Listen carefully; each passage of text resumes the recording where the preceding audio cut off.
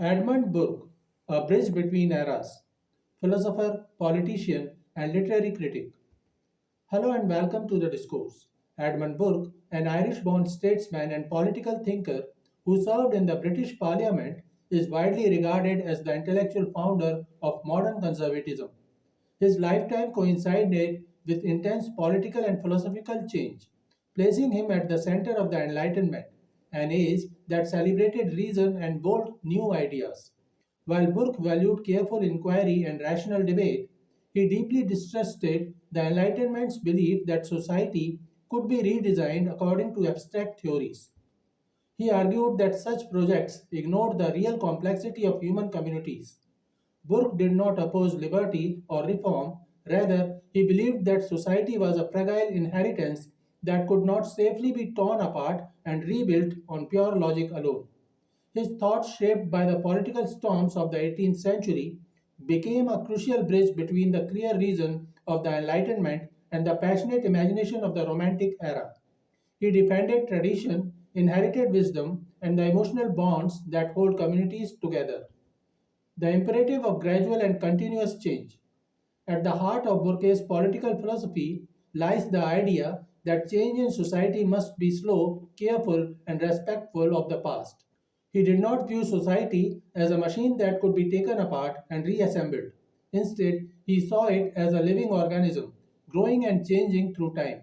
For Burke, customs and institutions were not outdated barriers to progress, but the stored wisdom of many generations, a bank and capital of ages. He warned that sweeping reforms made in the name of liberty could destroy the very foundations that allowed liberty to exist. He believed that abolishing long standing institutions like the monarchy, the aristocracy, or the church would not lead to freedom but to disorder. In such chaos, Burke predicted that people would accept a tyrant who promised peace and control.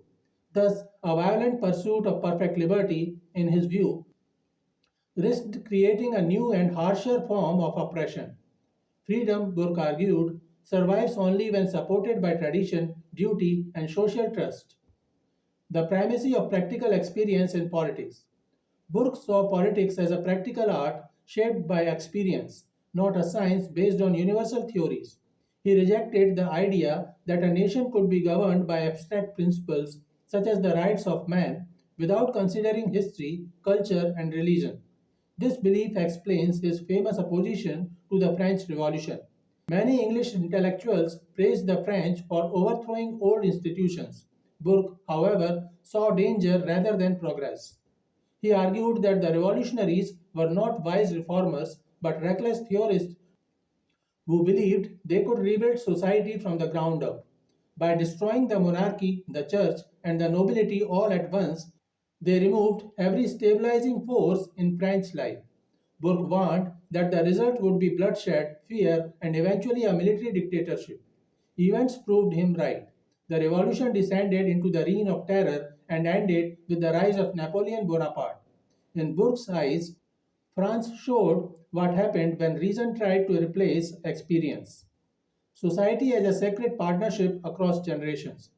Burke offered one of the most influential definitions of a nation in Western political thought.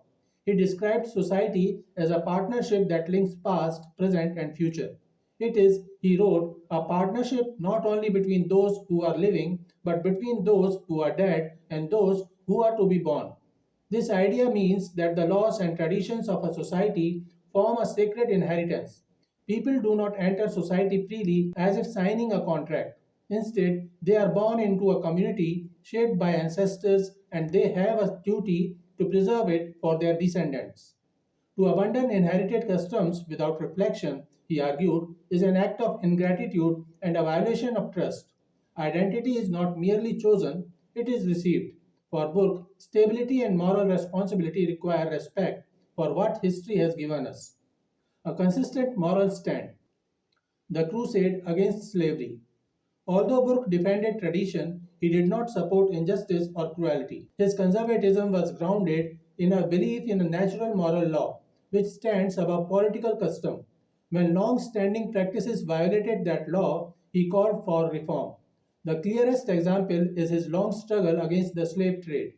Burke believed slavery was a moral evil that damaged both the enslaved and the enslavers. He created a detailed plan, the Negro Code, which proposed strict rules to improve conditions and a gradual path toward ending slavery in the British Empire. His work shows that Burkean conservatism was not blind to get to the past, but a careful effort to move society closer to justice without tearing it apart. Major works, a detailed examination of his ideas. Burke's philosophy developed through intense political conflicts. His most important works respond to the great crisis of his time on American taxation and speeches on conciliation with America. Written in the 1770s, these works address conflict between Britain and its American colonies. Burke opposed harsh taxes and forceful rule not because he believed in a universal right to revolution, but because he understood the Americans' history of self government and strong love of liberty. He argued that Britain should govern its empire through respect and shared interest, not military power. True empire, he said, must rest upon the principles of freedom. Reflections on the Revolution in France. Published in 1790, this is Burke's most influential work and a landmark of conservative thought. He condemned the French revolutionaries for trying to erase their past and rebuild society on pure reason. He defended monarchy and aristocracy not as perfect institutions but as sources of stability and historical wisdom. He mourned the revolution's assault on chivalry, sympathy, and order. Most famously, he predicted that the revolution would lead to terror and dictatorship, a warning history confirmed. The Reflections remains a powerful defense of gradual reform, a philosophical inquiry into the origin of our ideas of the sublime and beautiful. Before his political career, Burke wrote this important work of aesthetics, which helped shape the shift from classical taste to romantic imagination. In it, he distinguishes between two human responses. The beautiful is small, smooth, gentle, and pleasing. It brings comfort and affection. The sublime is vast, dark, powerful, and even frightening. It produces awe and a thrilling sense of danger, as in storms, mountains, or deep night. Burke's theory of the sublime builds on ideas found in On the Sublime, a classical work attributed to Longinus, who also linked the sublime to feelings of elevation and astonishment. Burke moved this notion from rhetoric into psychology, arguing that the sublime affects the body and imagination. His ideas opened the way for romantic art, which celebrated intense emotion, wild landscapes, and ancient ruins. Edmund Burke's legacy is rich and lasting. He offered a powerful warning against radical political experiments and argued that human freedom rests on tradition, experience, and the wisdom of the past. He defended the American colonists, criticized the French Revolution, and fought against slavery, showing that conservatism can support both order and moral progress. His philosophy of the sublime helped shape a new artistic age. Burke remains a major figure whose ideas continue to influence debates about society, change, and the responsibilities we owe to history and the future. So, this is it for today. We will continue to discuss the history of English literature. Please stay connected with the discourse.